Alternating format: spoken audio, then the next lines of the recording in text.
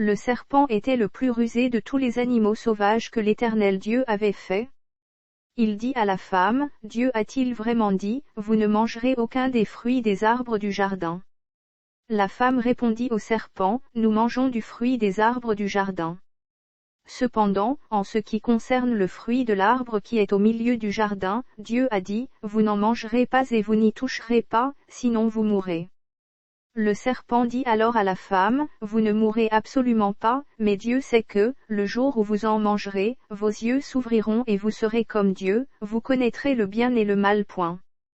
La femme vit que l'arbre était porteur de fruits bons à manger, agréables à regarder et précieux pour ouvrir l'intelligence. Elle prit de son fruit et en mangea. Elle en donna aussi à son mari qui était avec elle et il en mangea. Leurs yeux à tous les deux s'ouvrirent, et ils prirent conscience qu'il était nu. Ils attachèrent des feuilles de figuier ensemble et s'en firent des ceintures. Quand ils entendirent la voix de l'Éternel Dieu en train de parcourir le jardin vers le soir, l'homme et sa femme se cachèrent loin de l'Éternel Dieu au milieu des arbres du jardin. Cependant, l'Éternel Dieu appela l'homme et lui dit, où es-tu? Il répondit, j'ai entendu ta voix dans le jardin et j'ai eu peur, parce que j'étais nu. Alors je me suis caché. L'Éternel Dieu dit, qui t'a révélé que tu étais nu? Est-ce que tu as mangé du fruit de l'arbre dont je t'avais interdit de manger? L'homme répondit, c'est la femme que tu as mise à mes côtés qui m'a donné de ce fruit, et j'en ai mangé. L'Éternel Dieu dit à la femme, pourquoi as-tu fait cela?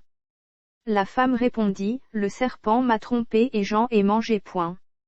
L'Éternel Dieu dit au serpent, puisque tu as fait cela, tu seras maudit parmi tout le bétail et tous les animaux sauvages. Tu marcheras sur ton ventre et tu mangeras de la poussière tous les jours de ta vie. Je mettrai l'hostilité entre toi et la femme, entre ta descendance et sa descendance, celle-ci t'écrasera la tête et tu lui blesseras le talon. Il dit à la femme, j'augmenterai la souffrance de tes grossesses. C'est dans la douleur que tu mettras des enfants au monde. Tes désirs se porteront vers ton mari, mais lui, il dominera sur toi. Il dit à l'homme, puisque tu as écouté ta femme et mangé du fruit au sujet duquel je t'avais donné cet ordre, tu n'en mangeras pas, le sol est maudit à cause de toi. C'est avec peine que tu en tireras ta nourriture tous les jours de ta vie. Il te produira des ronces et des chardons, et tu mangeras de l'herbe des champs. C'est à la sueur de ton visage que tu mangeras du pain, et ce jusqu'à ce que tu retournes à la terre, puisque c'est d'elle que tu as été tiré. Oui, tu es poussière et tu retourneras à la poussière.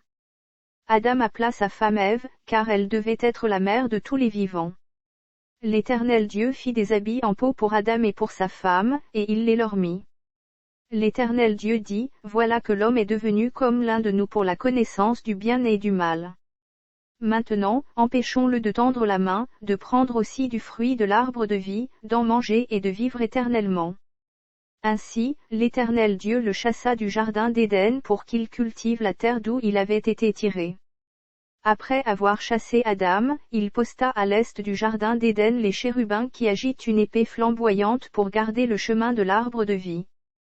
Genèse chapitre 3 verset janvier 2024. Bible seconde 21.